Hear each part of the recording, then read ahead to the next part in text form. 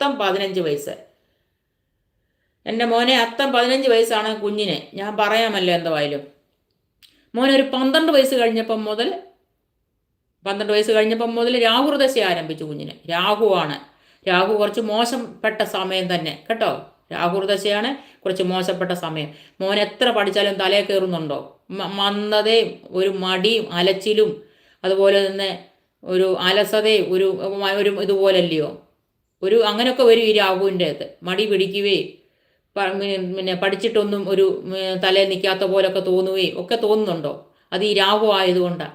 അതുകൊണ്ട് കുഞ്ഞാന്നുണ്ടെങ്കിൽ നന്നായിട്ട് പഠിക്കാൻ ശ്രമിക്കൂ മോനെ. ഏതായാലും 30 വയസ്സ് വരെ ഉണ്ട് ഈ അലച്ചിലും ഇത് രാഹു ആയതുകൊണ്ട് നമുക്ക് എല്ലാത്തിനും ഒരു തടസ്സങ്ങളൊക്കെ വരും.